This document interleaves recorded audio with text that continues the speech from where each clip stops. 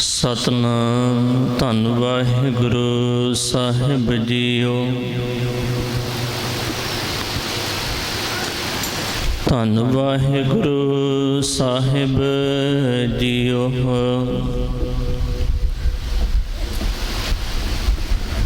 कृपा करो दीन के दाते, मेरा गुण अवगण ना विचारो कोई। माटी का क्या तो पै स्वामी, मानस की गत एही। माटी का क्या तो पै स्वामी, मानस की गत एही। फरीदा महल निसखण रह गए, वासा आया तल। गोरा से निमाणियाँ बैसन रूहां मल है। आखी शेखा बंदगी चलन अज के कल। आखी शेखा बंदगी चलन अज के कल। फरीदा खिंथड़ मेखां अगलियां, जिंद न काई मेख। वारी आपो अपनी चले मसायक शेख।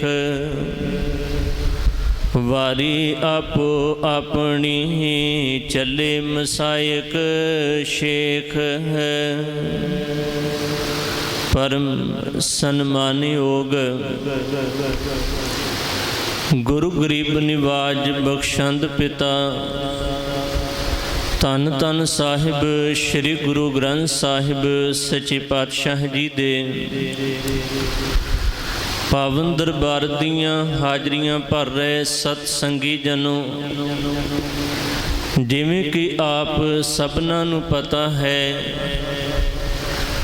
वीर शरणजीत सिंह जी नूं मालिक जी ने जिन्नी कुछ सासां दी पूंजी बख्शिश कीती सी, भोगदियां होइयां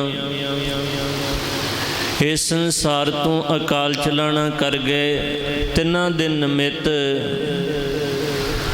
अंतम अरदास दे इस पावन गुरमत दीवान दियां हाजरियां आपां सारे भर रहे हाँ। गुरु कृपा सदका गुरु सवारियां पासों गुरबाणी दे अमोलक बचनां दा कीर्तन आप जियां ने बड़े प्यार सत्कार दे नाल श्रवण कीता है। आओ इसे लड़ी नूं अगे तोरदियां होइयां धन गुरु ग्रंथ साहिब सच्चे पातशाह जी दी पावन बाणी दे विचों सुचज्जी विचार दे नाल सांझ पाउण दा यतन करिए। विचारां दी आरंभता तो पहला बख्शो असीस, गुर फतेह प्रवान करो जी। आखो जी वाहिगुरु जी का खालसा, वाहिगुरु जी की फतेह। भाई साहिब जी ने कीर्तन राही आप जियां नूं गुरबाणी दे पावन शब्द श्रवण कराए ने। सुखमनी साहिब जी दी पावन बाणी दा शब्द, उस तो बाद धन गुरु अर्जन साहिब सच्चे पातशाह जी वालों उचारण किया होया धनासरी राग दा पावन शब्द। जदों आप इन्हां शब्दां नूं पढ़ के इन्हां दी विचार करदे हां, सतगुरां ने पावन बाणी दे अंदर बड़ियां कीमती बातां जो साडी जिंदगी वास्ते बहुत अहम ने। एक बेनती मैं आरंभता दे विच जरूर करनी चाहांगा। धन गुरु ग्रंथ साहिब महाराज जी दी पावन बाणी दा एक एक लफ्ज सानू माड़े पासे तो मोड़ के चंगे पासे वाले जाण दी प्रेरणा दिंदा है।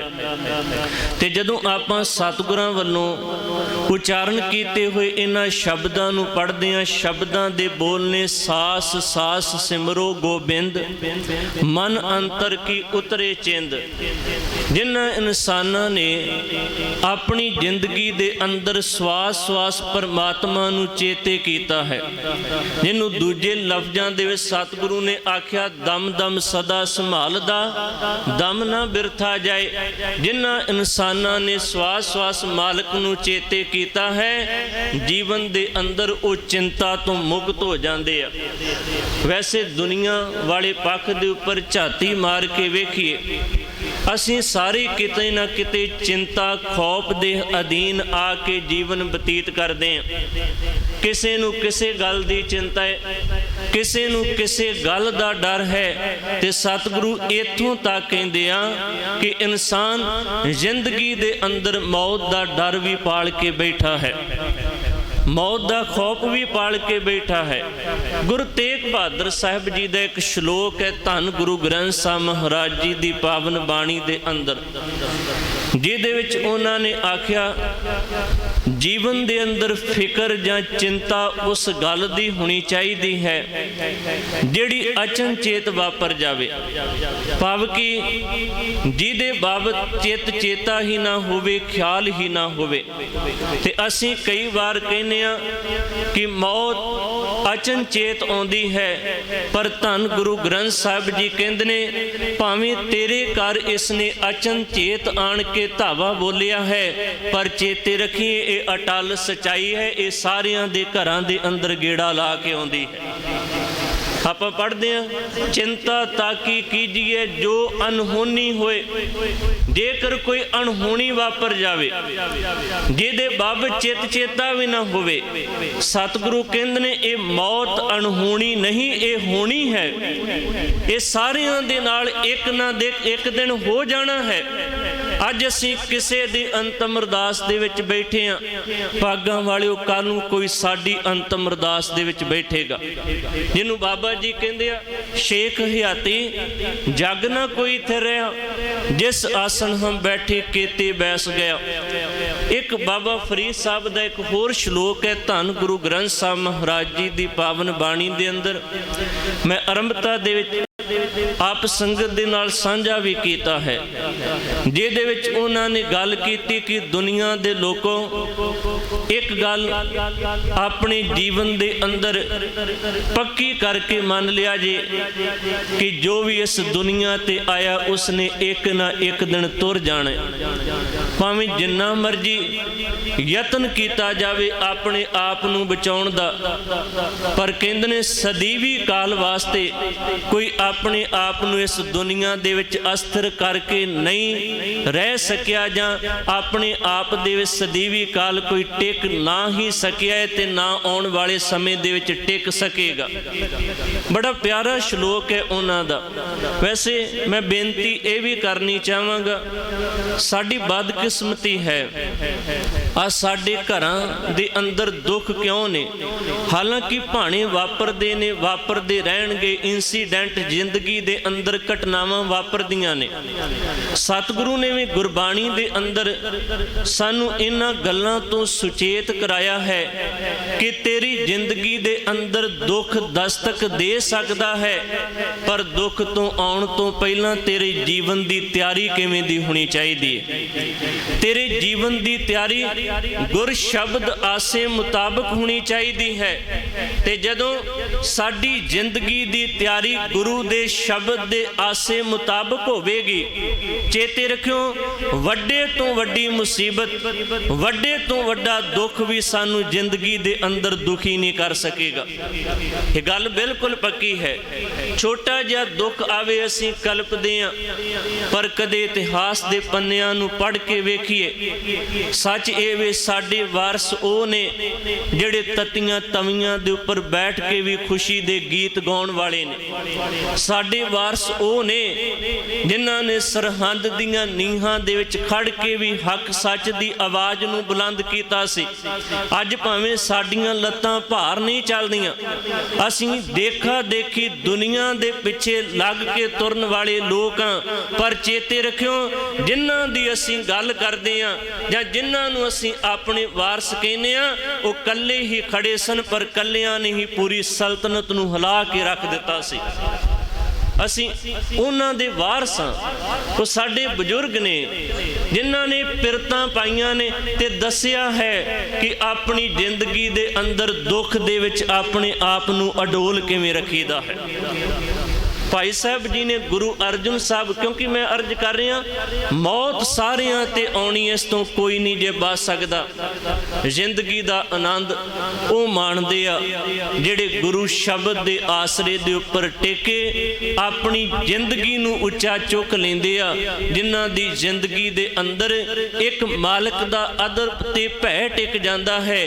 ਉਹਦੀ ਯਾਦ ਦੇ ਵਿੱਚ ਜਿਹੜੇ ਜੁੜ ਜਾਂਦੇ ਆ, ਉਹਨਾਂ ਨੂੰ ਸਾਰੀਆਂ ਚਿੰਤਾਵਾਂ, ਸਾਰੇ ਡਰ ਪੋ ਨਹੀਂ ਸਕਦੇ। ਇੱਕ ਸੱਚੇ ਪਰਮੇਸ਼ਰ ਦੇ ਆਸਰੇ ਆਪਣੇ ਜੀਵਨ ਦੇ ਦਿਨਾਂ ਨੂੰ ਬਤੀਤ ਕਰਦੇ ਆ। ਭਾਈ ਸਾਹਿਬ ਜੀ ਨੇ ਸ਼ਬਦ ਪੜਿਆ, ਮੈਂ ਅਰਥ ਜ਼ਰੂਰ ਕਰਨਾ ਚਾਹਾਂਗਾ। ਧੰਨ ਗੁਰੂ ਅਰਜਨ ਸਾਹਿਬ ਜੀ ਨੇ ਆਖਿਆ, ਪ੍ਰਭ ਸਿਉ ਲਾਗ ਰਹਿਓ ਮੇਰਾ ਚੀਤ। ਹੁਣ ਇੱਥੇ ਪ੍ਰਭ ਪਰਮਾਤਮਾ ਅਕਾਲ ਪੁਰਖ ਭਾਵ ਕੀ ਉਹ ਤਾਕਤ, ਉਹ ਸੱਤਾ ਜਿਨੇ ਸਾਨੂੰ ਸਾਰਿਆਂ ਨੂੰ ਪੈਦਾ ਕੀਤਾ ਹੈ। ਇੱਕ ਬੇਨਤੀ ਮੈਂ ਹੋਰ ਇੱਥੇ ਕਰਨੀ ਚਾਹਾਂਗਾ। ਗੁਰਬਾਣੀ ਨੇ ਆਖਿਆ, ਰੱਬੀ ਨਿਯਮਾਂ ਦੇ ਅੰਦਰ ਸਾਰਾ ਕੁਝ ਚੱਲ ਰਿਹਾ ਹੈ। ਕੁਦਰਤ ਦੇ ਅੰਦਰ ਜੋ ਵੀ ਨਿਯਮ ਪਰਮਾਤਮਾ ਵੱਲੋਂ ਮਿੱਥ ਕੇ ਪਾ ਦਿੱਤੇ ਗਏ, ਉਹਨਾਂ ਨਿਯਮਾਂ ਦੇ ਮੁਤਾਬਕ ਹੀ ਕੁਦਰਤ ਦਾ ਢਾਂਚਾ ਜਿਹੜਾ ਹੈ ਉਹ ਵਰਕ ਕਰਦਾ ਹੈ। ਇਹ ਸਾਰਾ ਵਰਤਾਰਾ ਉਹਨਾਂ ਨਿਯਮਾਂ ਦੇ ਮੁਤਾਬਕ ਹੀ ਚੱਲਦਾ ਹੈ। ਤੇ ਸੱਚ ਇਹ ਵੇ, ਅੱਜ ਜਿਹੜਾ ਜਨਮ ਅਤੇ ਮੌਤ ਦਾ ਕਨਸੈਪਟ ਹੈ, ਇਹ ਵੀ ਉਹਨਾਂ ਨਿਯਮਾਂ ਦੀ ਅਧੀਨਗੀ ਦੇ ਵਿੱਚ ਹੀ ਆਉਂਦਾ ਹੈ। ਉਸੇ ਵਰਤਾਰੇ ਦੀ ਅਧੀਨਗੀ ਦੇ ਵਿੱਚ ਇਹ ਆਉਂਦੇ, ਜਿਹਨੂੰ ਸਤਿਗੁਰੂ ਨੇ ਆਖਿਆ, ਜੰਮਣ ਮਰਨਾ ਹੁਕਮ ਹੈ, ਹੁਕਮ ਨਿਯਮ ਮਰਿਆਦਾ। ਕਹਿੰਦੇ ਨੇ ਜੰਮਣ ਮਰਨਾ ਹੁਕਮ ਹੈ, ਭਾਣੇ ਆਵੇ ਜਾਏ ਜਨਮ ਤੇ ਮੌਤ ਰੱਬ ਦੇ ਹੁਕਮ ਦੇ ਅੰਦਰ ਹੀ ਵਾਪਰਦੀ ਹੈ। ਤੇ ਕਈ ਵਾਰ ਸਾਡੀ ਜ਼ਿੰਦਗੀ ਦੇ ਨਾਲ ਕੋਈ ਦੁਰਘਟਨਾ ਵਾਪਰ ਜਾਂਦੀ ਹੈ, ਤੇ ਅਸੀਂ ਕਈ ਵਾਰ ਕਹਿੰਦੇ ਆ ਕਿ ਇਦਾਂ ਹੋਣਾ ਸੀ। ਚੇਤੇ ਰੱਖਿਓ, ਮੌਤ ਆਉਣੀ ਲਾਜ਼ਮੀ ਹੈ। ਕਈ ਵਾਰ ਆਪਣੀਆਂ ਗਲਤੀਆਂ ਦੇ ਨਾਲ ਵੀ ਸਾਡੀ ਜ਼ਿੰਦਗੀ ਦੇ ਅੰਦਰ ਘਟਨਾਵਾਂ ਵਾਪਰਦੀਆਂ ਨੇ। ਨਿਯਮ ਕਹਿੰਦੇ ਮੌਤ ਆਉਣੀ ਹੈ, ਹੁਕਮ ਕਹਿੰਦੇ ਮੌਤ ਆਉਣੀ ਹੈ, ਪਰ ਗੱਲ ਨੂੰ ਕਦੇ ਨਾ ਭੁੱਲੀਏ, ਉਹ ਜਿਹੜਾ ਨਿਯਮ ਮਿੱਥ ਕੇ ਪਰਮਾਤਮਾ ਨੇ ਰੱਖ ਦਿੱਤਾ, ਉਸ ਨਿਯਮ ਤੋਂ ਬਾਹਰ ਜ਼ਿੰਦਗੀ ਦੇ ਅੰਦਰ ਕੁਝ ਵੀ ਨਹੀਂ ਵਰਤ ਸਕਦਾ। ਸੋ ਸਤਿਗੁਰੂ ਨੇ ਆਖਿਆ, ਪ੍ਰਭ ਸਿਉ, ਜਿਹਦੇ ਨਿਯਮ, ਜਿਹਦੇ ਹੁਕਮ ਦੇ ਮੁਤਾਬਕ ਸਾਰਾ ਵਰਤਾਰਾ ਵਰਤ ਰਿਹਾ, ਜੀਵਨ ਦੇ ਅੰਦਰ ਉਸ ਮਾਲਕ ਦੇ ਨਾਲ ਮੇਰਾ ਚਿੱਤ ਜੁੜ ਚੁੱਕਿਆ ਹੈ। ਪ੍ਰਭ ਸਿਉ ਲਾਗ ਰਹਿਓ ਮੇਰਾ ਚੀਤ। ਅੱਗੇ ਕਹਿ ਦਿੱਤਾ, ਆਦ ਅੰਤ ਪ੍ਰਭ ਸਦਾ ਸਹਾਈ। ਕਹਿੰਦੇ ਨੇ ਜਿਹੜਾ ਪਰਮਾਤਮਾ ਹਮੇਸ਼ਾ ਸਾਥ ਦੇਣ ਵਾਲਾ ਹੈ। ਕਿੰਨੀ ਵੱਡੀ ਗੱਲ ਕਰ ਦਿੱਤੀ। ਦੁਨੀਆ ਦੇ ਰਿਸ਼ਤੇ ਨਾਤੇ, ਧਨ ਦੌਲਤ, ਪਦਾਰਥ, ਪਦਵੀਆਂ, ਇਹ ਸਦਾ ਨਾਲ ਨਹੀਂ ਨਿਭਦੀਆਂ। ਨਾਲ ਨਿਭਦਾ ਹੈ ਤੇ ਇੱਕ ਪਰਮਾਤਮਾ ਅਕਾਲ ਪੁਰਖ ਦਾ ਸਾਥ, ਉਹਦੀ ਯਾਦ, ਗੁਰੂ ਦਾ ਸ਼ਬਦ ਜਿਹੜਾ ਸੁਰਤ ਦੇ ਵਿੱਚ ਟਿਕ ਚੁੱਕਿਆ ਹੁੰਦੇ, ਇਹ ਨਾਲ ਨਿਭਦੇ। ਨਹੀਂ ਤਾਂ ਦੁਨੀਆ ਦੀਆਂ ਦੌਲਤਾਂ, ਸ਼ੋਹਰਤਾਂ ਜ਼ਿੰਦਗੀ ਦੇ ਅੰਦਰ ਮੁਸੀਬਤ ਪੈਣ ਤੇ ਸਾਰੀਆਂ ਸਾਥ ਛੱਡ ਜਾਇਆ ਕਰਦੀਆਂ ਨੇ। ਆਪਾਂ ਭਗਤ ਕਬੀਰ ਸਾਹਿਬ ਦਾ ਸ਼ਬਦ ਪੜ੍ਹਦੇ ਹਾਂ, ਧੰਨ ਗੁਰੂ ਗ੍ਰੰਥ ਸਾਹਿਬ ਜੀ ਦੀ ਪਾਵਨ ਬਾਣੀ ਦੇ ਵਿੱਚੋਂ। ਇਸੇ ਕਨਸੈਪਟ ਦੇ ਰਾਹੀਂ ਉਹਨਾਂ ਨੇ ਸਾਨੂੰ ਸਮਝਾਉਣ ਦਾ ਯਤਨ ਕੀਤਾ। ਕਹਿਣ ਲੱਗੇ, ਦੁਨੀਆ ਦੇ ਲੋਕੋ, ਜਬ ਲਗ ਤੇਲ ਦੀਵੇ ਮੁਖ ਬਾਤੀ ਤਬ ਸੂਝੇ ਸਭ ਕੋਈ। ਜਿੰਨੀ ਦੇਰ ਤੱਕ ਸਰੀਰ ਦੇ ਅੰਦਰ ਸਵਾਸਾਂ ਰੂਪੀ ਤੇਲ ਹੈ, ਇਹ ਸਰੀਰ ਰੂਪੀ ਦੀਵੇ ਦੇ ਵਿੱਚ ਹੁਣ ਦੀਵਾ ਅਸੀਂ ਬਾਲਦੇ ਹਾਂ ਤੇ ਉਨੀ ਦੇਰ ਤੱਕ ਹੀ ਚਾਨਣ ਕਰਦੇ, ਜਿੰਨੀ ਦੇਰ ਤੱਕ ਉਹਦੇ ਵਿੱਚ ਤੇਲ ਹੈ। ਤੇਲ ਸੜਦਾ ਹੈ, ਤੇਲ ਮੁੱਕ ਜਾਂਦਾ, ਬੱਤੀ ਵੀ ਸੜ ਜਾਂਦੀ ਹੈ ਤੇ ਹਨੇਰਾ ਹੋ ਜਾਂਦਾ ਹੈ।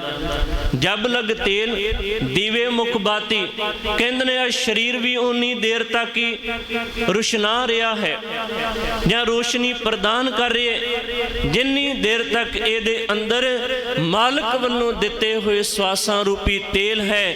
ਜਦੋਂ ਹੀ ਇਹ ਤੇਲ ਖਤਮ ਹੋ ਗਿਆ, ਕਹਿੰਦੇ ਨੇ ਸਰੀਰ ਮੁਰਝਾਇਆ ਜਾਏਗਾ, ਫਿਰ ਅੰਦਰ ਦੀ ਰੋਸ਼ਨੀ ਖਤਮ ਹੋ ਜਾਏਗੀ। ਇਹਨੂੰ ਦੂਜੇ ਲਫ਼ਜ਼ਾਂ ਦੇ ਅੰਦਰ ਮੌਤ ਕਰਾਰ ਦੇ ਦਿੱਤਾ ਜਾਂਦਾ ਕਿ ਇਹ ਮਿੱਟੀ ਦੀ ਢੇਰੀ ਬਣ ਕੇ ਰਹਿ ਜਾਏਗਾ, ਇਸ ਤੋਂ ਬਾਅਦ ਹੋਰ ਕੁਝ ਨਹੀਂ। ਜਬ ਲਗ ਤੇਲ ਦੀਵੇ ਮੁਖ ਬਾਤੀ ਤਬ ਸੂਝੇ ਸਭ ਕੋਈ। ਤੇਲ ਜਲੇ ਬਾਤੀ ਠਹਿਰਾਨੀ ਸੂਨਾ ਮੰਦਰ ਹੋਈ। ਅੱਗੇ ਕਿਹਾ, ਰੇ ਬੋਰੇ ਬੋਰਾ ਸ਼ਬਦ ਝੱਲੇ ਇਨਸਾਨ ਵਾਸਤੇ ਵਰਤਿਆ ਜਾਂਦਾ, ਜਿਹੜਾ ਜ਼ਿੰਦਗੀ ਦੀ ਸਮਝ ਤੋਂ ਪਰੇ ਹੈ। ਤੇ ਗੁਰਬਾਣੀ ਦੇ ਅੰਦਰ ਐਸੇ ਸ਼ਬਦ, ਸਖਤ ਸ਼ਬਦਾਂ ਦੇ ਨਾਲ ਸਾਨੂੰ ਤਾੜਨਾ ਕੀਤੀ ਗਈ। ਇੱਥੋਂ ਤੱਕ ਗੁਰਬਾਣੀ ਨੂੰ ਪੜ੍ਹ ਕੇ ਵੇਖੀਏ, ਸਤਿਗੁਰੂ ਨੇ ਕੁਦਰਤ ਦੇ ਬੇਅੰਤ ਜੀਵਾਂ ਦੀ ਉਦਾਹਰਨ ਦੇ ਕੇ ਮਨੁੱਖੀ ਜ਼ਿੰਦਗੀ ਦੀ ਉਹਨਾਂ ਦੇ ਨਾਲ ਤੁਲਨਾ ਕਰਕੇ ਸਾਨੂੰ ਸਿੱਧੇ ਰਾਹ ਦੇ ਉੱਪਰ ਪਾਉਣ ਦਾ ਯਤਨ ਕੀਤਾ ਹੈ। ਸਤਿਗੁਰੂ ਤਾਂ ਇੱਥੋਂ ਤੱਕ ਕਹਿੰਦੇ ਆ ਕਿ ਇਨਸਾਨ ਦੇ ਜੀਵਨ ਦੇ ਹਾਲਾਤ ਕਿੱਦਾਂ ਦੇ ਨੇ। ਆਪਾਂ ਭਗਤ ਕਬੀਰ ਸਾਹਿਬ ਦੇ ਸ਼ਬਦਾਂ ਨੂੰ ਜਦੋਂ ਪੜ੍ਹਦੇ ਹਾਂ, ਉਹਨਾਂ ਨੇ ਇੱਕ ਸ਼ਬਦ ਦੇ ਅੰਦਰ ਸਾਡੀ ਜ਼ਿੰਦਗੀ ਦੇ ਹਾਲਾਤਾਂ ਨੂੰ ਬਿਆਨ ਕੀਤੇ ਕਿ ਸਾਡੇ ਹਾਲਾਤ ਕਿਵੇਂ, ਨਾ ਧਰਮ ਦਾ ਕਰਮ ਹੈ, ਨਾ ਸੱਚ ਹੈ, ਨਾ ਈਮਾਨ ਹੈ। ਅਸੀਂ ਜ਼ਿੰਦਗੀ ਦੇ ਅੰਦਰ ਕਾਮੀ, ਕ੍ਰੋਧੀ, ਚਾਤਰੀ ਤੇ ਲਾਲਚੀ ਬਣ ਕੇ ਦੁਨੀਆ ਦੇ ਅੰਦਰ ਘੁੰਮਦੇ ਹਾਂ। ਸਾਡੀ ਜ਼ਿੰਦਗੀ ਦੇ ਅੰਦਰ ਧਰਮ ਦਾ ਇੱਕ ਵੀ ਕਰਮ ਨਜ਼ਰ ਨਹੀਂ ਆ ਰਿਹਾ। ਇਹ ਸ਼ਬਦ ਨੇ ਧੰਨ ਗੁਰੂ ਗ੍ਰੰਥ ਸਾਹਿਬ ਮਹਾਰਾਜ ਜੀ ਦੀ ਪਾਵਨ ਬਾਣੀ ਦੇ, ਉਹਨਾਂ ਨੇ ਆਖਿਆ ਕਿ ਦੀਨ ਵਿਸਾਰਿਓ, ਦੀਨ ਕਹਿੰਦੇ ਨੇ ਧਰਮ ਨੂੰ, ਦੀਨ ਵਿਸਾਰਿਓ ਰੇ ਦੀਵਾਨੇ, ਦੀਨ ਵਿਸਾਰਿਓ ਰੇ। ਪੇਟ ਭਰਿਓ ਪਸ਼ੂਆ ਜਿਉ ਸੋਇਓ, ਤੁਲਨਾ ਦਿੱਤੀ ਹੈ ਨਾ ਪਸ਼ੂਆਂ ਦੇ ਨਾਲ। ਪੇਟ ਭਰਿਓ ਪਸ਼ੂਆ ਜਿਉ ਸੋਇਓ, ਮਾਨੁਖ ਜਨਮ ਹੈ ਹਾਰਿਓ। ਕਹਿਣ ਲੱਗੇ ਜਿਵੇਂ ਪਸ਼ੂ ਜਿਹੜੇ ਨੇ ਉਹ ਖਾ ਲੈਂਦੇ ਨੇ ਤੇ ਆਰਾਮ ਕਰਦੇ ਨੇ, ਇਨਸਾਨ ਨੇ ਆਪਣੀ ਇਨਸਾਨੀਅਤ ਦੀ ਪਹਿਚਾਣ ਨਾ ਕੀਤੀ, ਇਹ ਵੀ ਖਾ ਰਿਹਾ ਹੈ, ਪੀ ਰਿਹਾ ਹੈ ਤੇ ਜ਼ਿੰਦਗੀ ਦੇ ਨਾਲ ਆਰਾਮ ਕਰ ਰਿਹਾ। ਇਹਨੂੰ ਤਾਂ ਇਨਸਾਨ ਆਖਿਆ ਜਾਂਦਾ ਹੈ। ਇਹਦੇ ਬਾਬਤ ਤਾਂ ਸਤਿਗੁਰੂ ਨੇ ਆਖਿਆ, ਅਵਰ ਜੋਨ ਤੇਰੀ ਪਨਹਾਰੀ, ਇਸ ਧਰਤੀ ਮੈਂ ਤੇਰੀ ਸਿਕਦਾਰੀ। ਸਰਦਾਰ ਬਣਾ ਕੇ ਰੱਬ ਨੇ ਭੇਜਿਆ ਸੀ, ਪਰ ਮਾਫ ਕਰਿਓ, ਸਰਦਾਰਾਂ ਵਾਲੇ ਜਿਹੜੇ ਕਰਮ ਨੇ ਉਹ ਜ਼ਿੰਦਗੀ ਦੇ ਅੰਦਰ ਬਹੁਤ ਘੱਟ ਕੀਤੇ ਜਾਂਦੇ ਨੇ। ਬਹੁਤੇ ਕਰਮ ਮੈਨੂੰ ਮਾਫ ਕਰਿਆ ਜੇ ਜੀਵਨ ਦੇ ਅੰਦਰ ਲਾਚਾਰਾਂ ਵਾਲੇ ਕੀਤੇ ਜਾਂਦੇ। ਕਦੇ ਸਰਦਾਰੀ ਚਰਖੜੀਆਂ ਦੇ ਉੱਪਰ ਚੜ੍ਹ ਕੇ ਬੋਲਦੀ ਸੀ, ਅੱਜ ਸਰਦਾਰੀ ਟਕੇ ਟਕੇ ਦੇ ਉੱਪਰ ਵਿਕਦੀ ਹੋਈ ਵੀ ਵੇਖੀ ਹੋਵੇਗੀ। ਅਸੀਂ ਕਿੱਥੋਂ ਸਫ਼ਰ ਸ਼ੁਰੂ ਕੀਤਾ ਸੀ ਤੇ ਅੱਜ ਕਿੱਥੇ ਆਣ ਕੇ ਖੜ ਗਏ। ਜ਼ਿੰਦਗੀ ਦੇ ਅੰਦਰ ਜਿਹੜਾ ਬੰਦਾ ਈਮਾਨ ਦਾ ਪੱਕਾ ਨਹੀਂ, ਸਤਿਗੁਰੂ ਕਹਿੰਦੇ ਨੇ ਉਹਦੇ ਪੱਲੇ ਵੀ ਕਿ ਉਹ ਅੱਜ ਇੱਥੇ ਵਿਕਦੇ ਤੇ ਕੱਲ ਨੂੰ ਕਿਸੇ ਦੂਜੀ ਥਾਂ ਦੇ ਉੱਪਰ ਜਾ ਕੇ ਵਿਕੇਗਾ। ਇਹਨੂੰ ਤਾਂ ਕਹਿੰਦੇ ਜੀਵਨ ਦੇ ਵਿੱਚੋਂ ਧਰਮ ਚਲਾ ਗਿਆ, ਈਮਾਨ ਚਲਾ ਗਿਆ। ਪਸ਼ੂਆਂ ਤੋਂ ਵੀ ਬੱਤਰ ਇਨਸਾਨ ਦੀ ਜ਼ਿੰਦਗੀ ਹੋ ਗਈ। ਦੂਜੇ ਲਫ਼ਜ਼ਾਂ ਦੇ ਵਿੱਚ ਆਖਿਆ ਸਤਿਗੁਰੂ ਦੀ ਪਾਵਨ ਬਾਣੀ ਦੇ ਅੰਦਰ, ਕਹਿੰਦੇ ਨੇ ਐਸੇ ਬੰਦੇ ਦੇ ਨਾਲੋਂ ਤਾਂ ਪਸ਼ੂ ਚੰਗੇ ਨੇ ਜਿਹੜੇ ਖਲ ਆਦਿ ਖਾ ਕੇ, ਪੱਠੇ ਘਾਹ ਫੂਸ ਖਾ ਕੇ ਅੰਮ੍ਰਿਤ ਵਰਗਾ ਦੁੱਧ ਦਿੰਦੇ ਆ। ਇਹ ਬੰਦਾ ਤੇ ਕਿਸੇ ਦਾ ਸਵਾਰਦਾ ਨਹੀਂ, ਸਗੋਂ ਵਿਗਾੜਦਾ ਪਿਆ ਹੈ। ਪਸ਼ੂ ਮਿਲੇ ਚੰਗਿਆਈਆਂ, ਖੜ ਖਾਵੇਂ ਅੰਮ੍ਰਿਤ ਦੇ, ਨਾਮ ਵੀ ਹੋਣੇ ਆਦਮੀ ਤ੍ਰਿਗ। ਤ੍ਰਿਗ ਸ਼ਬਦ ਜਦੋਂ ਵਿਦਵਾਨਾਂ ਨੇ ਅਰਥ ਕੀਤੇ ਆ, ਕਹਿੰਦੇ ਨੇ ਕਿਸੇ ਨੂੰ 100 ਵਾਰ ਫਟਕਾਰ ਪਾ ਦਿੱਤੀ ਜਾਵੇ ਤੇ ਇੱਕ ਵਾਰ ਵਰਤਿਆ ਹੋਇਆ ਤ੍ਰਿਗ ਸ਼ਬਦ ਬਰਾਬਰ ਹੈ। ਸਤਿਗੁਰੂ ਨੇ ਇੱਥੋਂ ਤੱਕ ਕਿਹਾ, ਤ੍ਰਿਗ ਤ੍ਰਿਗ ਖਾਇਆ, ਤ੍ਰਿਗ ਤ੍ਰਿਗ ਸੋਇਆ, ਤ੍ਰਿਗ ਤ੍ਰਿਗ ਕਾਪੜ ਅੰਗ ਚੜਾਇਆ, ਤ੍ਰਿਗ ਸਰੀਰ ਕੁਟੰਬ ਸਹਿਤ ਸਿਉ, ਜਿਤ ਹੁਣ ਖਸਮ ਨਾ ਪਾਇਆ। ਕਹਿੰਦੇ ਨੇ ਤ੍ਰਿਕਾਰ ਹੈ ਜ਼ਿੰਦਗੀ, ਕਿਉਂਕਿ ਜੀਵਨ ਦੇ ਅੰਦਰੋਂ ਈਮਾਨ ਚਲਾ ਗਿਆ, ਰੱਬੀ ਯਾਦ ਜੀਵਨ ਦੇ ਵਿੱਚੋਂ ਚਲੀ ਗਈ। ਦੀਨ ਵਿਸਾਰਿਓ ਰੇ ਦੀਵਾਨੇ, ਦੀਨ ਵਿਸਾਰਿਓ ਰੇ ਪੇਟ ਭਰਿਓ ਪਸ਼ੂਆ ਜਿਉ ਸੋਇਓ, ਮਾਨੁਖ ਜਨਮ ਹੈ ਹਾਰਿਓ। ਅੱਗੇ ਕਿਹਾ ਸਾਧ ਸੰਗਤ ਕਬਹੂ ਨਹੀਂ ਕੀਨੀ, ਰਚਿਓ ਧੰਦੇ ਝੂਠ। ਸਿੱਧੇ ਲਫ਼ਜ਼ ਨੇ। ਕਈ ਵਾਰ ਅਸੀਂ ਕਹਿੰਦੇ ਆ ਕਿ ਗੁਰਬਾਣੀ ਦੀ ਸਾਨੂੰ ਸਮਝ ਨਹੀਂ। ਮੈਂ ਕਹਿੰਦਾ ਦਿਲ ਦੇ ਉੱਪਰ ਹੱਥ ਰੱਖ ਕੇ ਇਹ ਗੱਲ ਮਹਿਸੂਸ ਕਰੀਏ, ਅਸੀਂ ਧਿਆਨ ਲਾ ਕੇ ਗੁਰਬਾਣੀ ਨੂੰ ਪੜ੍ਹਨ ਦਾ ਕਿਦਣ ਯਤਨ ਕੀਤਾ।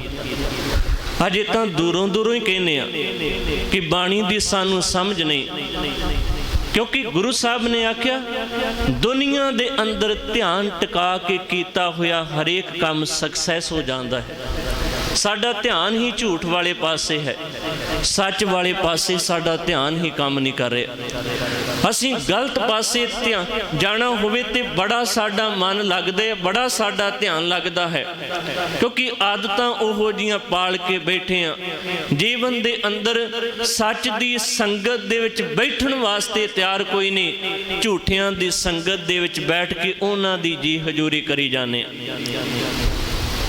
ਸਾਧ ਸੰਗਤ ਕਬਹੂ ਨਹੀਂ ਕੀਨੀ, ਰਚਿਓ ਧੰਦੇ ਝੂਠ। ਅੱਗੇ ਕਿਆ ਸਵਾਨ ਸੂਕਰ ਬਾਇਸ ਜਿਵੇਂ ਭਟਕਤ ਚਾਲਿਓ ਊਠ। ਹੁਣ ਜਾਣਾ ਤਾਂ ਸਾਰਿਆਂ ਨੇ ਹੈ, ਪਰ ਇੱਕ ਉਹ ਹੈ ਜਿਹੜੇ ਇੱਜ਼ਤ ਦੀ ਜ਼ਿੰਦਗੀ ਜੀ ਕੇ ਜਾਂਦੇ ਆ, ਇੱਕ ਇੱਦਾਂ ਦੇ ਨੇ ਜਿਹੜੇ ਪਸ਼ੂਆਂ ਵਾਂਗੂ ਖੁਆਰ ਹੋ ਕੇ ਜਾਂਦੇ ਆ।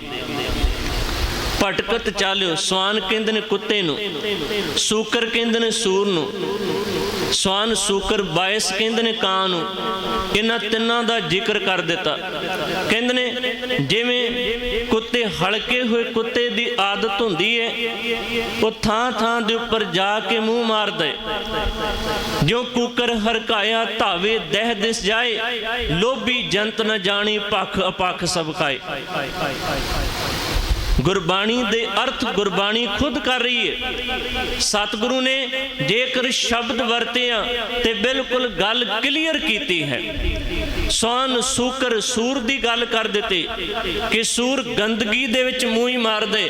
ਭਾਗਾਂ ਵਾਲਿਓ, ਇੱਥੇ ਕਾਵਾਂ ਕੁੱਤਿਆਂ ਤੇ ਸੂਰਾਂ ਨੂੰ ਨਹੀਂ ਸਮਝਾਇਆ ਜਾ ਰਿਹਾ, ਇੱਥੇ ਉਹ ਉਦਾਹਰਨਾਂ ਦੇ ਕੇ ਮਨੁੱਖ ਨੂੰ ਸਮਝਾਇਆ ਜਾ ਰਿਹਾ, ਕਿਤੇ ਮਨੁੱਖ ਚੰਗੇ ਪਾਸੇ ਨੂੰ ਤੁਰ ਸਕੇ, ਚੰਗੇ ਪਾਸੇ ਨੂੰ ਸਫ਼ਰ ਕਰ ਸਕੇ।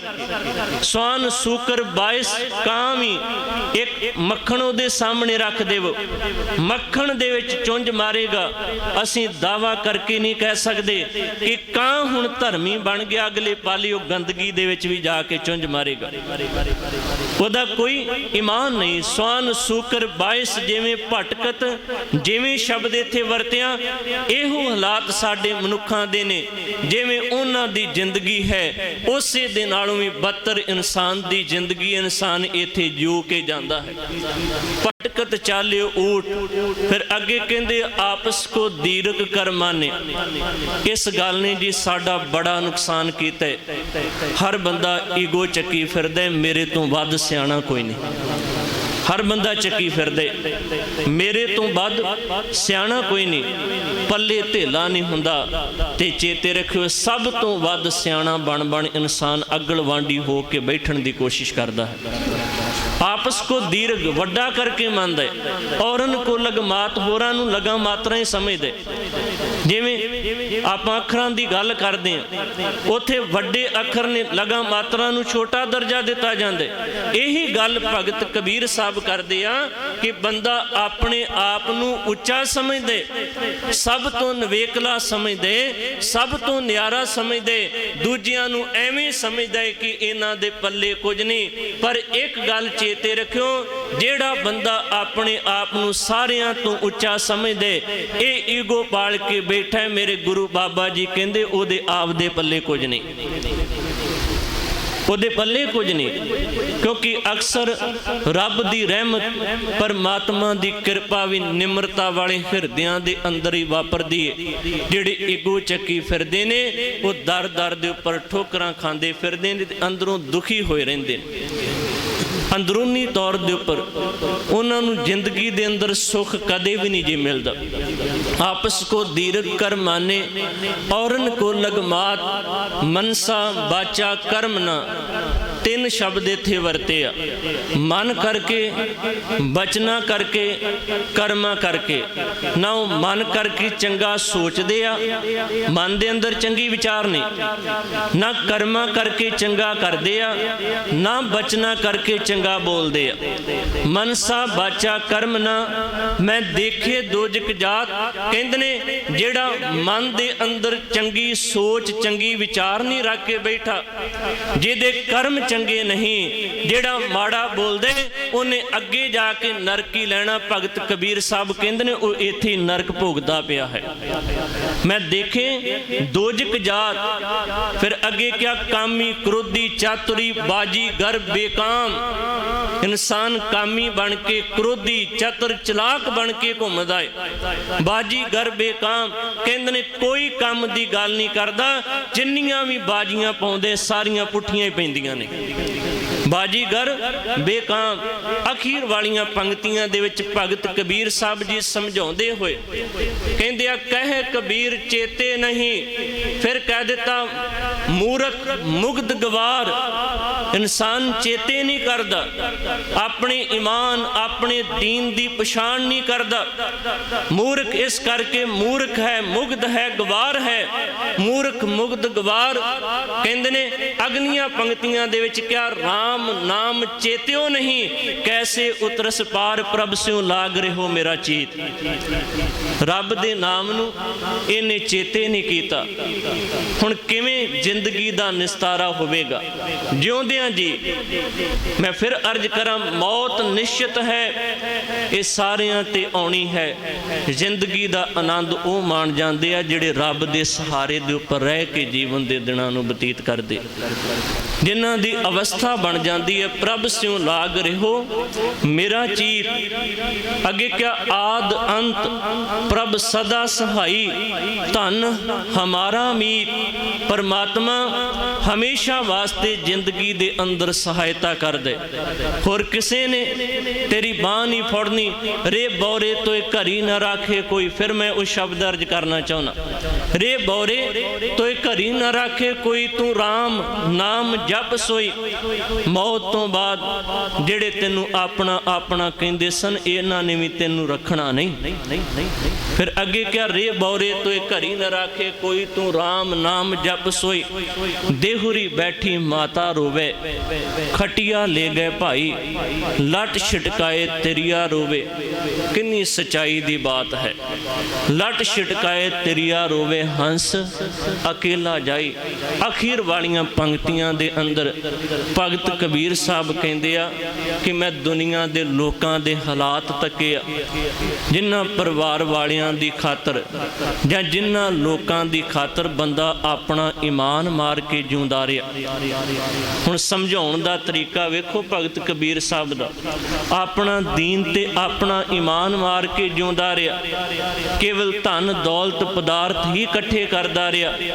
ਕਹਿੰਦੇ ਨੇ ਅੱਜ ਬੜਾ ਭਾਰੀ ਜ਼ੁਲਮ ਐਸੇ ਬੰਦੇ ਦੇ ਉੱਪਰ ਹੋ ਰਿਹਾ ਜਿਨ੍ਹਾਂ ਦੀ ਖਾਤਰ ਆਪਣਾ ਸਾਰਾ ਕੁਝ ਰਾਸ ਪੂੰਜੀ ਗਵਾ ਲਈ, ਅੱਜ ਉਹਨਾਂ ਨੇ ਆਪਣੇ ਹੱਥਾਂ ਦੇ ਨਾਲ ਇਹਨੂੰ ਲਾਂਬੂ ਲਾ ਦਿੱਤਾ। कहत कबीर सुनो रे संतो भै सागर के ताई, इस बंदे सिर जुल्म होत है जम नहीं हटे गुसाई। सारी जिंदगी जमा दी मार सहारदा रहा, विकार रूपी जमा दी मार। सारी जिंदगी सुख एक पल भी इस नूं नसीब ना होया, ते अज जदों अंतिम समा आया जमा दी मार सहारदा होया इस दुनिया तो रुखसत हो गया। सारी जिंदगी नरक ही बनी रही, चंगा जू के इंसान जा ही ना सकिया। इस करके सतगुरु दी पावन बाणी बार बार सानू इस पक्ष दे उपर लिया के टिका रही है कि बंदियां मालिक ने तेनू जन्म दिता है, जदों ही तेनू समझ पै रही है चंगे पासे तुर ला, क्योंकि इथों दुनिया दे विचों किसी ने कुछ नहीं लै जाना।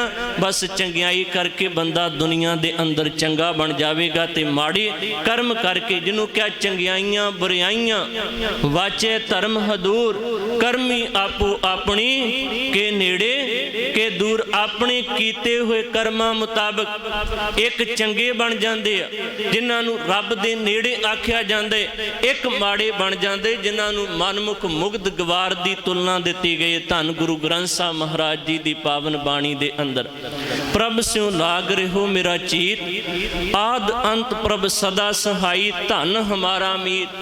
ते शब्द दियां पहलियां पंक्तियां ने जिहदे विच धन गुरु अर्जुन साहब जी कहंदे आ, वैसे हुक्मनामा है ते जिहड़े ਅੰਮ੍ਰਿਤ ਵੇਲੇ ਜਾਂ ਕਿਸੇ ਵਕਤ ਵੀ ਗੁਰੂ ਦਰਬਾਰ ਦੇ ਅੰਦਰ ਹਾਜ਼ਰੀ ਭਰਦੇ ਆ, ਉਹਨਾਂ ਨੇ ਇੱਕ ਸ਼ਬਦ ਬਹੁਤ ਵਾਰ ਸ਼ਰਵਣ ਕੀਤਾ ਹੋਵੇਗਾ। ਭਾਈ ਸਾਹਿਬ ਜੀ ਨੇ ਪੜ੍ਹਿਆ ਤੇ ਮਨ ਦੇ ਵਿੱਚ ਖਿਆਲ ਆਇਆ, ਕਿੰਨੀ ਕਮਾਲ ਦੀ ਗੱਲ ਧੰਨ ਗੁਰੂ ਅਰਜਨ ਸਾਹਿਬ ਕਰਦੇ ਪਏ ਆ ਕਿ ਜ਼ਿੰਦਗੀ ਦੇ ਅੰਦਰ ਚਿੱਤ ਇੱਕ ਦੇ ਨਾਲ ਜੋੜਿਆ ਹੋਵੇਗਾ, ਵਾਰੇ ਨਿਆਰੇ ਹੋ ਜਾਣਗੇ। ਦਰ ਦਰ ਦੇ ਉੱਪਰ ਬੰਦਾ ਮੱਥੇ ਟੇਕਦੇ ਫਿਰੇਗਾ, ਕੁਝ ਵੀ ਹਾਸਲ ਨਹੀਂ ਜੇ ਹੋਣਾ। ਬੰਦੇ ਦੀ ਜ਼ਿੰਦਗੀ ਦਾ ਇਹ ਆਧਾਰ ਬਣਨਾ ਚਾਹੀਦਾ। ਸਤਿਗੁਰੂ ਨੇ ਧੰਨ ਗੁਰੂ ਗ੍ਰੰਥ ਸਾਹਿਬ ਜੀ ਦੀ ਪਾਵਨ ਬਾਣੀ ਦੇ ਅੰਦਰ ਬਾਰ-ਬਾਰ ਆਖਿਆ, ਬੰਦਾ ਕਹਿ ਸਕੇ ਤੁਧ ਬਿਨ ਦੂਜਾ ਨਾਹੀ ਕੋਏ, ਤੂੰ ਕਰਤਾਰ ਕਰਹਿ ਸੋ ਹੋਏ, ਤੇਰਾ ਜੋਰ। ਬੰਦਿਆਂ ਦੇ ਉੱਪਰ ਆਸਰਾ ਨਹੀਂ, ਤੇਰਾ ਜੋਰ, ਤੇਰੀ ਮਨ ਟੇਕ, ਸਦਾ ਸਦਾ ਜਪ ਨਾਨਕ ਏਕ। ਬੰਦਾ ਇਹ ਕਹਿ ਸਕੇ ਜਾਂ ਤੂੰ ਮੇਰੇ ਵੱਲ ਹੈ ਤਾਂ ਕਿਆ ਮੋਸ਼ੰਦਾ, ਤੁਧ ਸਭ ਕਿਛ ਮੈਨੂੰ ਸੌਂਪਿਆ ਜਾਂ ਤੇਰਾ ਬੰਦਾ ਜ਼ਿੰਦਗੀ ਦੇ ਅੰਦਰ ਕਹਿ ਸਕੇ ਕਿ ਜੀਵਨ ਜਦੋਂ ਆਪਾਂ ਬਾਣੀ ਪੜ੍ਹਦੇ ਹਾਂ, ਔਖੀ ਘੜੀ ਸ਼ਬਦ ਦੀ ਵਿਚਾਰੇ, ਔਖੀ ਘੜੀ ਨਾ ਦੇਖਣ ਦੇਈ, ਆਪਣਾ ਬਿਰਦ ਸੰਭਾਲੇ। ਕਹਿਣ ਲੱਗੇ ਪਰਮਾਤਮਾ ਦੇ ਦਰ ਦੇ ਉੱਪਰ ਜਿਹੜੇ ਜੁੜ ਜਾਂਦੇ ਆ, ਜਿਹੜੇ ਈਮਾਨ ਦੇ ਪੱਕੇ ਹੁੰਦੇ ਆ, ਉਹ ਵੱਡੀ ਤੋਂ ਵੱਡੀ ਮੁਸੀਬਤ ਦੇ ਅੰਦਰ ਵੀ ਸੁੱਖ ਦੀ ਗੱਲ ਕਰ ਲੈਂਦੇ ਆ, ਉਹ ਹਮੇਸ਼ਾ ਖਿੜੇ ਖੜੇ ਰਹਿੰਦੇ ਆ। ਇੱਕ ਅਦੀਬ ਨੇ ਬੜੀ ਸੋਹਣੀ ਗੱਲ ਲਿਖੀ, ਉਹ ਕਹਿਣ ਲੱਗੇ ਆ ਦੁੱਖਾਂ ਦੇ ਵੱਡੇ ਵੱਡੇ ਪਹਾੜ, ਆ ਗਮਾਂ ਦੇ ਵੱਡੇ ਵੱਡੇ ਪਹਾੜ ਵੀ ਮੇਰੀ ਫਿਤਰਤ ਨੂੰ ਬਦਲ ਨਹੀਂ ਸਕਦੇ, ਕਿਉਂਕਿ ਹੁਣ ਮੈਨੂੰ ਇਹ ਸਬਕ ਮਿਲ ਚੁੱਕਿਆ ਹੈ ਕਿ ਇੱਥੇ ਦੁਖੀ ਹੋ ਕੇ ਕੀ ਕਰਨਾ ਹੈ, ਕਿਉਂ ਨਾ ਆਪਣੀ ਜ਼ਿੰਦਗੀ ਦੇ ਅੰਦਰ ਖੁਸ਼ ਰਹਿ ਕੇ ਜੀਵਨ ਬਤੀਤ ਕੀਤਾ ਜਾਵੇ। ਜਿੰਨਾ ਦੁਖੀ ਹੋਵਾਂਗੇ, ਡਿਪਰੈਸ਼ਨ ਦਾ ਸ਼ਿਕਾਰ ਹੋਵਾਂਗੇ, ਉਨੀਆਂ ਚਿੰਤਾਵਾਂ ਆਣ ਕੇ ਜਕੜਨਗੀਆਂ, ਉਹਨੇ ਡਰ ਜ਼ਿੰਦਗੀ ਨੂੰ ਆਣ ਕੇ ਘੇਰ ਲੈਣਗੇ।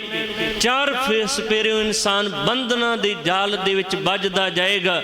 ਜਿੱਦਾਂ ਹੀ ਖੇੜੇ ਵਾਲੇ ਪਾਸੇ ਨੂੰ ਸਫ਼ਰ ਸ਼ੁਰੂ ਕਰਨ ਦਾ ਯਤਨ ਕਰੇਗਾ, ਉਦਾਂ ਹੀ ਮੁਸੀਬਤਾਂ ਤੋਂ ਹੌਲੀ ਹੌਲੀ ਜੀਵਨ ਦੇ ਅੰਦਰ ਛੁਟਕਾਰਾ ਮਿਲਦਾ ਜਾਏਗਾ।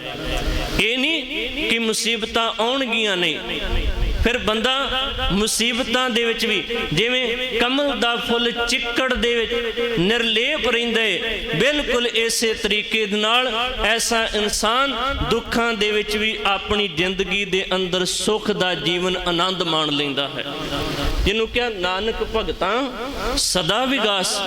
ਇਸੇ ਗੱਲ ਦੀ ਸਤਿਗੁਰੂ ਨੇ ਗਵਾਹੀ ਭਰੀ ਹੈ ਨਾ ਕਿ ਜਿਹੜੇ ਰੱਬ ਦੇ ਪਿਆਰੇ, ਰੱਬ ਦੇ ਭਗਤ, ਉਹ ਹਮੇਸ਼ਾ ਖੇੜੇ ਦੇ ਵਿੱਚ ਰਹਿੰਦੇ ਆ, ਤੇ ਜਿਹੜੇ ਦੁਖੀ ਹੁੰਦੇ ਉਹਨਾਂ ਨੂੰ ਰੱਬ ਦਾ ਭਗਤ ਨਹੀਂ ਜੇ ਆਖਿਆ ਜਾ ਸਕਦਾ।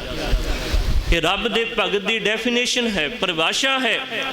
ਉਹ ਹਮੇਸ਼ਾ ਕਿਸੇ ਵੀ ਅਵਸਥਾ ਦੇ ਵਿੱਚ, ਕਿਸੇ ਵੀ ਥਾਂ ਦੇ ਉੱਪਰ, ਅਸੀਂ ਕਈ ਵਾਰ ਕਹਿੰਦੇ ਆ ਕਿ ਆਹ ਥਾਵਾਂ ਚੰਗੀਆਂ, ਆਹ ਥਾਵਾਂ ਮਾੜੀਆਂ, ਚੇਤੇ ਰੱਖਿਓ ਰੱਬ ਦਾ ਭਗਤ ਕਬਰਾਂ ਦੇ ਵਿੱਚ ਜਾ ਕੇ ਵੀ ਰੱਬ ਦੀ ਗੱਲ ਕਰਦਾ ਹੈ।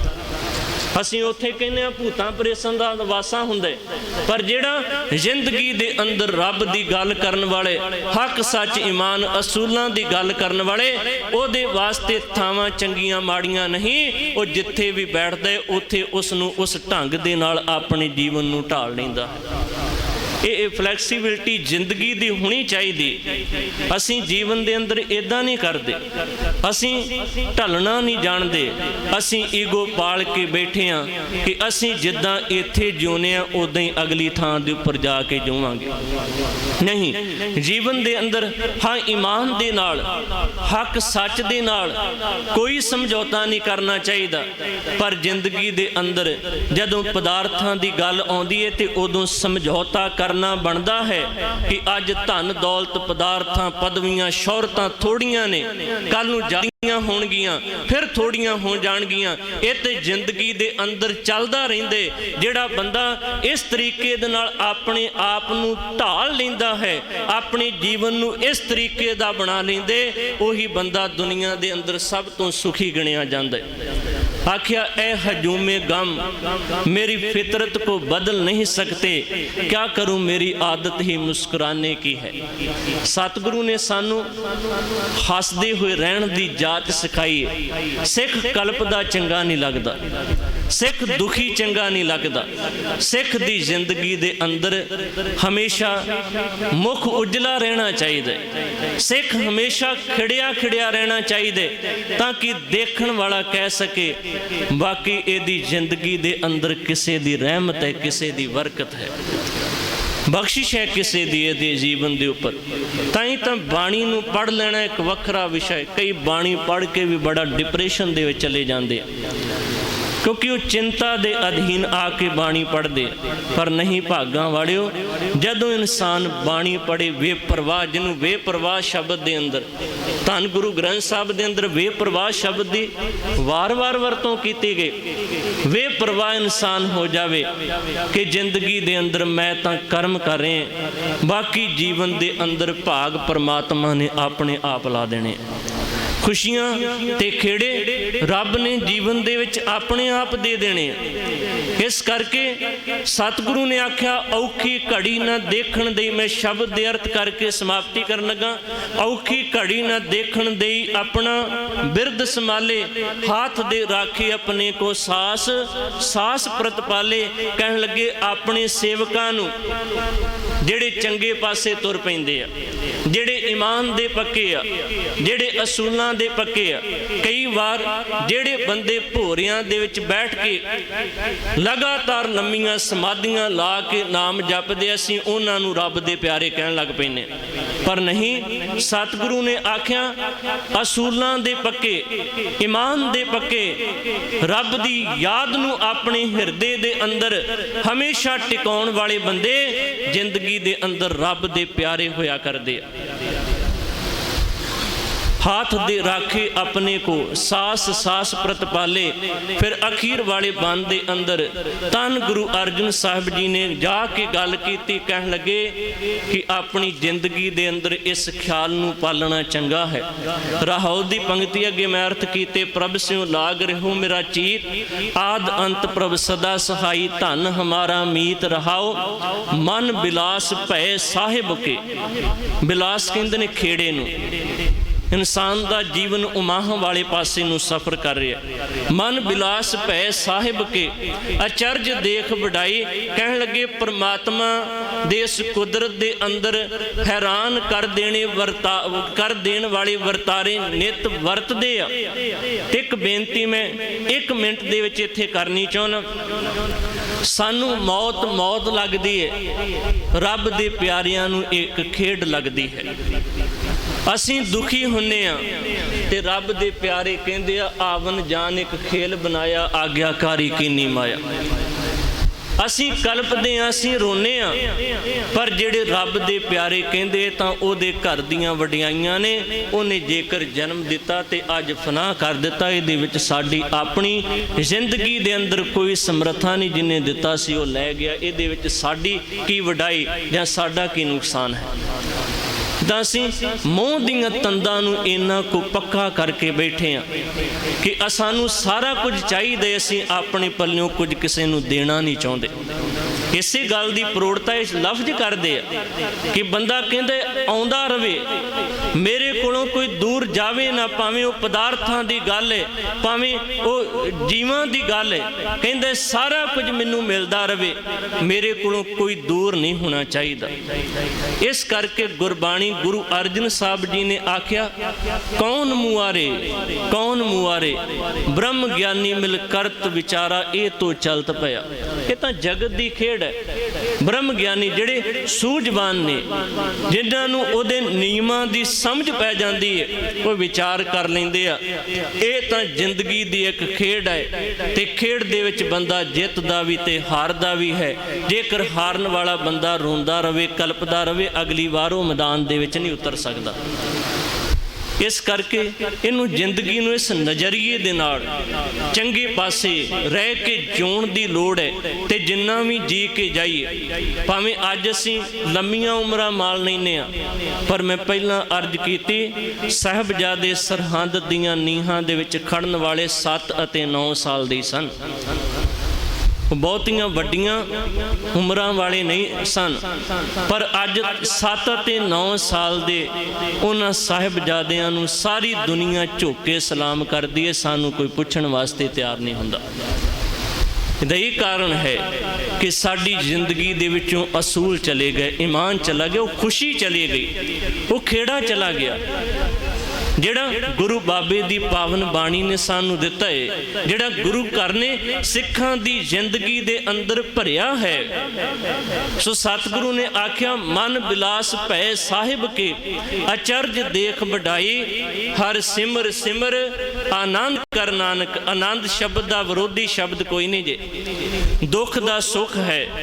होर दुनिया दे अंदर जिन्ने भी शब्द ने इन्हां दे विरोधी शब्द मिल जाणगे, पर आनंद शब्द का कोई विरोधी शब्द नहीं।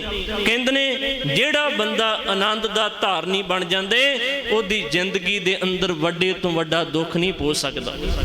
आनंद साहब की पावन बाणी का पूरा एक सिरलेख धन गुरु ग्रंथ साहब महाराज जी की पावन बाणी के अंदर गुरु अमरदास सच्चे पातशाह जी ने उच्चारण किया।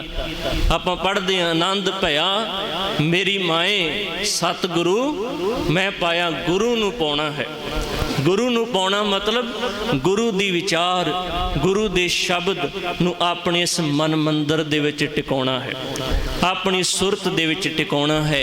जदों गुरु दा शब्द, गुरु दी विचार साडी जिंदगी दे अंदर टिकेगी, साडा जीवन खूबसूरत सोहना ते चंगे ईमान वाला असूलों वाला बन जाएगा। फिर साडा आया होया भी इस दुनिया दे उपर सफला होवेगा। सतगुरु बार बार कहंदे आ चले सारियां ने जाना है, किसी ने इत्थे टिके नहीं रहना। पर जिंदगी दे अंदर कुछ खट के जाते आ, कुछ गवा के चले जाते आ। ਜਿਹੜੇ गवा के जाते आ उन्हां नूं कोई नहीं पुछदा, ਜਿਹੜੇ खट के जाते आ उन्हां नूं रहिंदी दुनिया तक लोग याद करते आ। सतगुरु कृपा करन। समा समाप्त है। विचारां करदियां 10 पासों बेअंत भुलां गलतियां होईयां ने। आप गुरु अते गुरु की संगत बख्शण योग बख्शदियां होयां परवानो जी फतेह। वाहिगुरु जी का खालसा, वाहिगुरु जी की फतेह।